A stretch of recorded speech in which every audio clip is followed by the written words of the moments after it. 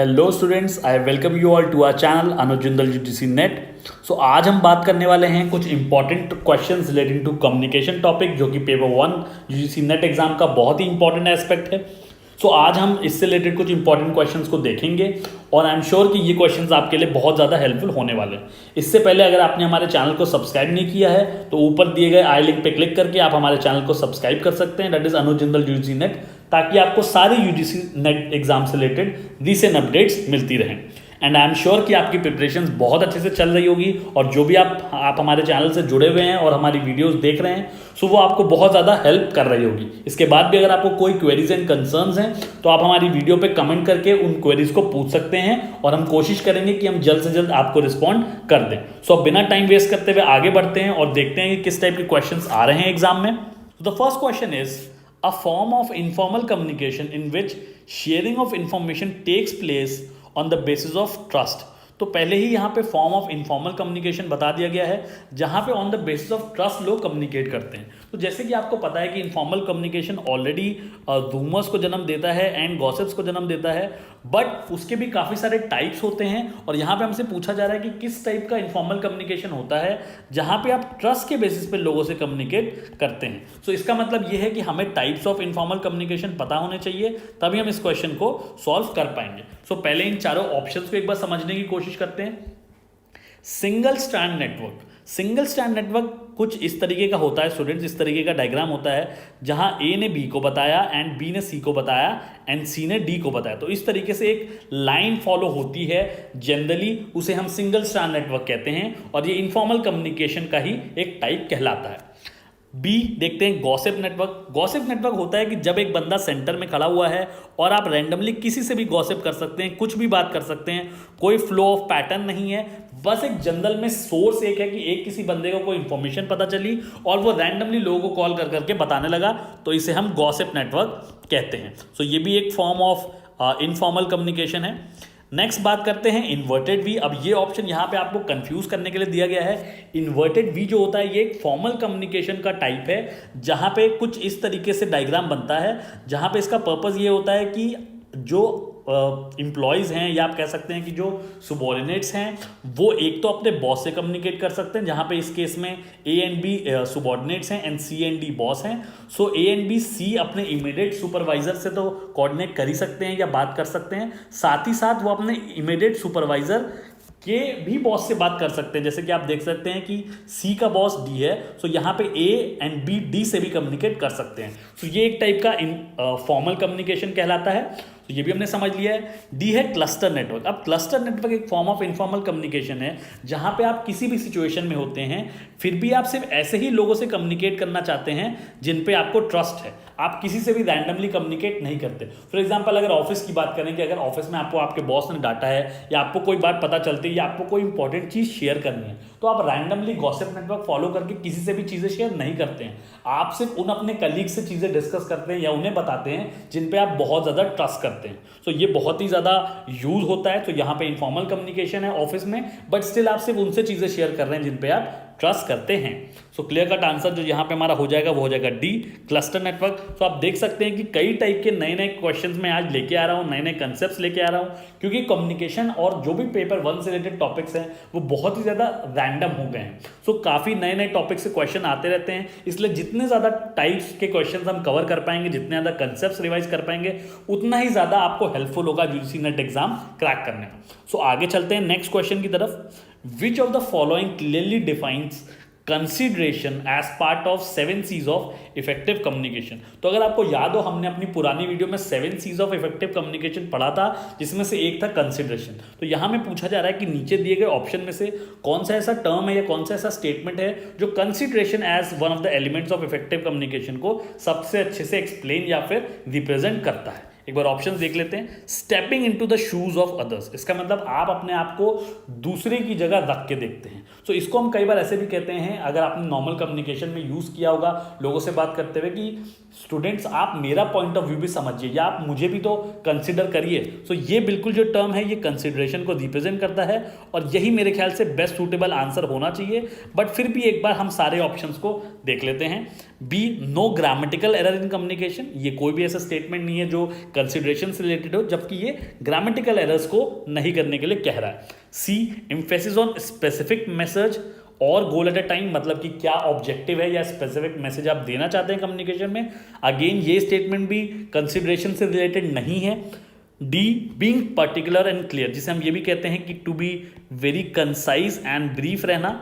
सो ये इस element of communication या फिर इफेक्टिव कम्युनिकेशन को रिप्रेजेंट कर रहा है। सो ये भी हमारा आंसर नहीं है। सो यहाँ जो क्लियर कट आंसर हो जाएगा वो हो जाएगा stepping into the shoes of others. तो जब आप अपने आप को दूसरे के शूज में या दूसरे की जगह पे रख के देखते हैं तो हम कहते हैं कि हम कंसिडरेट हो रहे हैं, हम कंसिडर कर रहे हैं अपने आप को उस सिचुएशन में रख के। सो कंसिडरेशन का ये आंसर हो जाएगा।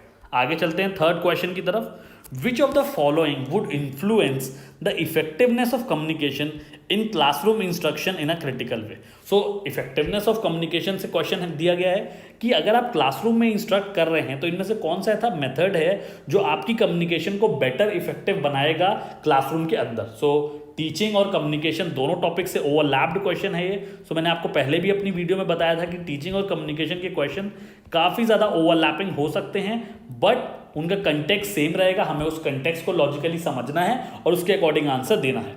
एक बार ऑप्शंस को देख लेते हैं। Teaching ads use by the teacher while making presentation, बिल्कुल ठीक बात है कि अगर आप कुछ ऑडियो विजुअल या फिर ग्राफिकल डायग्रामेटिक टीचिंग एड्स का यूज करते हैं बच्चों को समझाने में, सो वो बहुत ही ज़्यादा अच्छे से समझ पाते हैं बच्चे, उनकी अंडरस्टैंडिंग लेवल बहुत ज़्यादा बढ़ जाती है और जो भी आप क्लास में उन्हें सिखा रहे हैं, whether it be subject knowledge या किसी और टाइप का इंस्ट्रक्शन दे रहे हैं, सो वो बहुत ही ज़्यादा इफेक्टिव हो जाएगा। सो मेरे हिसाब से ये बिल्कुल करेक्ट आंसर होना चाहिए। फिर भी एक बार बाकी ऑप्शंस को देख लेते हैं। Teaching style preferred by teacher while transacting, बिल्कुल ठीक है, आप किस तरीके से पढ़ाते हैं ये भी थोड़ा बहुत रोल प्ले करता है इफेक्टिवनेस में, कि अगर आपकी स्टाइल स्टूडेंट फ्रेंडली है, स्टूडेंट सेंटर्ड है, तो वो इफेक्टिव होगी।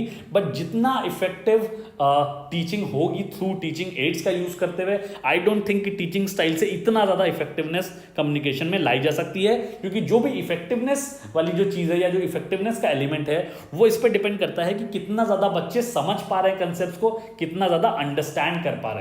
तो क्योंकि टीचिंग एड्स का यूज करके चीज़ें बहुत ही कॉम्प्रहेंसिव हो जाती हैं, बहुत ही सिंपल हो जाती हैं, इसलिए आई थिंक फर्स्ट आंसर होना चाहिए। एक बार फिर भी थर्ड देख लेते हैं। Academic intelligence and personality characteristic of teacher, definitely आपकी कैसी इंटेलिजेंस लेवल है ये मैटर करती है, बट उतना ज़्यादा मैटर नहीं करती है। D, subject knowledge of the teacher, आपकी सब्जेक्ट पे कितनी ज़्यादा कमांड है, जितनी ज़्यादा आपको सब्जेक्ट पे कमांड होगी उतना ही ज़्यादा अच्छी तरीके से आप चीज़ों को एक्सप्लेन कर पाएंगे। बट इन सारे ऑप्शंस को इवैल्यूएट करते हुए हम क्लियरली देख सकते हैं कि टीचिंग एड्स एक ऐसा मेथड है या एक ऐसा एलिमेंट है जो effectiveness of communication in teaching बहुत ज़्यादा बढ़ाता है। क्योंकि हम भी जब स्कूल में थे, हमें जब डायग्राम्स और ग्राफ्स के थ्रू चीज़ें समझाई जाती थी तो वो हमें बेटर समझ में आती थी, और यहाँ पे पर्पज़ यही है कि बच्चों को जो भी इंस्ट्रक्शन दी जा रही है या जो भी एकेडमिक लर्निंग दी जा रही है वो बेटर तरीके से समझ आए। इसलिए जो क्लियर कट आंसर यहां पे हो जाएगा वो हो जाएगा ए।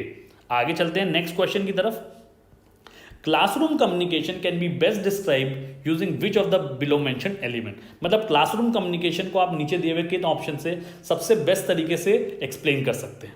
Is it A, explorations, is it D, discourse, is it C, institutionalisation, और is it D, non signified narration. अब यहाँ पे ये क्वेश्चन थोड़ा सा आपको टेक्निकल लग रहा होगा क्योंकि जो टर्म्स है वो डिफिकल्ट हैं। तो जैसे आप देख सकते हैं कि अगर टर्म्स डिफिकल्ट आ जाते हैं और उनका मतलब हमें बिल्कुल भी नहीं पता है तो फिर हमारा आंसर गलत हो सकता है। इसलिए एक बार इन टर्म्स को इवैल्यूएट करने की, समझने की कोशिश करते हैं।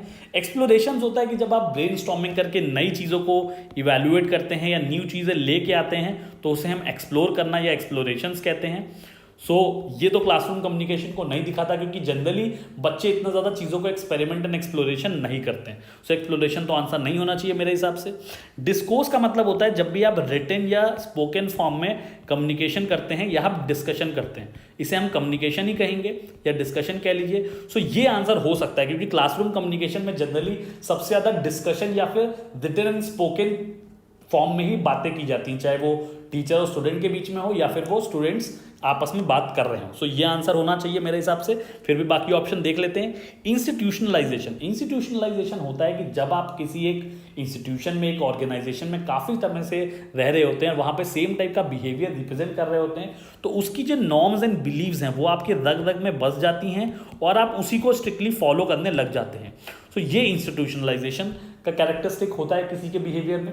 अब क्योंकि स्टूडेंट्स का ऐसा बिहेवियर नहीं होता है, उन्हें कुछ भी रिजिड तरीके से नहीं सिखाया जाता, इसलिए इंस्टीट्यूशनलाइजेशन भी क्लासरूम कम्युनिकेशन को बेस्ट डिस्क्राइब नहीं करता। ये जनरली एक फॉर्मल ऑर्गेनाइजेशन में होता है, क्योंकि वहाँ पे एक सेट फॉर्म्स एंड प्रोसीजर्स या आप कह लीजिए एक सिस्टमैटिक पैटर्न फॉलो किया जाता है। सो ये भी आंसर नहीं होना चाहिए। डी देखते हैं, non signified narration. Non signified narration का मतलब ये होता है कि जब भी आप बिना कोई फोकल पॉइंट बनाए या बिना किसी सिग्निफिकेंस के या significant centre of element decide किए बिना कुछ भी नरेशन देने लगते हैं या किसी भी कंटेक्स्ट में बात करने लगते हैं, तो उसे हम नॉन सिग्निफाइड नरेशन कहते हैं। जनरली आउट ऑफ कंटेक्स्ट बातें नहीं होती हैं क्लासरूम में, इसलिए नॉन सिग्निफाइड नरेशन भी आंसर नहीं होना चाहिए। तो यहाँ पे जो सबसे करेक्ट और सबसे बेस्ट सुटेबल आंसर दिख रहा है वो है discourse, that is discussion in the form of written और ओरल कम्युनिकेशन। सो ये सबसे ज्यादा क्लासरूम कम्युनिकेशन में देखा गया है। आगे चलते हैं फिफ्थ क्वेश्चन की तरफ। Which of the following is the correct example of haptics component of non verbal communication. अब यहाँ पे सबसे पहले स्टूडेंट्स आपको पता होना चाहिए कि हैप्टिक्स का मतलब क्या होता है। Haptics is a form of non verbal communication जो टच से रिलेटेड है। इसका मतलब जब भी आप किसी को टच करते हैं फिजिकली किसी भी फॉर्म में, whether it be in the form of hands के हैंडशेक, हग्स और giving a PAT on the back, शाबाशी देते हैं, तो आप कुछ ना कुछ मैसेज कन्वे करते हैं इन the form of non verbal communication और उसे हैप्टिक्स कहते हैं। सो एक बार ऑप्शंस को देखते हैं और आइडेंटिफाई करते हैं कि इनमें से कौन सा हैप्टिक्स का कंपोनेंट है।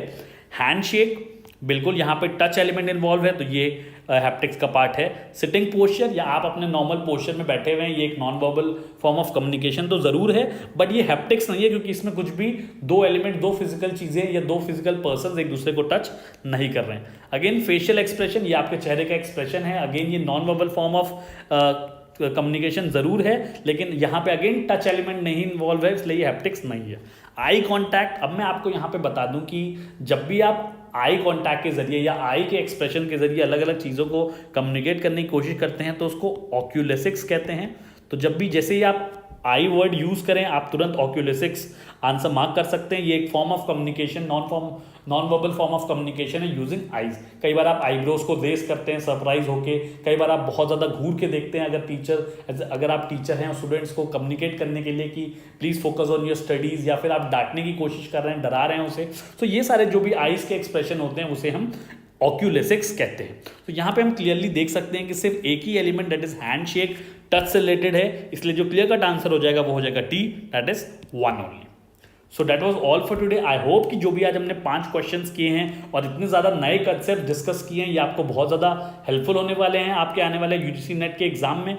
Till then keep watching our videos. अगर आपको इसके बाद भी कोई क्वेरीज एंड कंसर्न्स हैं तो आप हमारे वीडियो में कमेंट सेक्शन में कमेंट करके हमें क्वेरीज पूछ सकते हैं और हम उसे जल्द से जल्द रिजॉल्व करने की कोशिश करेंगे। हमारा एक टेलीग्राम ग्रुप भी है जिसका लिंक हमने डिस्क्रिप्शन बॉक्स में डाल दिया है, जिससे आप ज्वाइन कर सकते हैं उस लिंक पे क्लिक करके, जिसमें हम regular video PDFs as well as quiz भी रेगुलरली पेपर 1 एंड पेपर 2 से रिलेटेड कंडक्ट कराते रहते हैं। So till then keep studying, keep working hard. Thank you and have a nice day.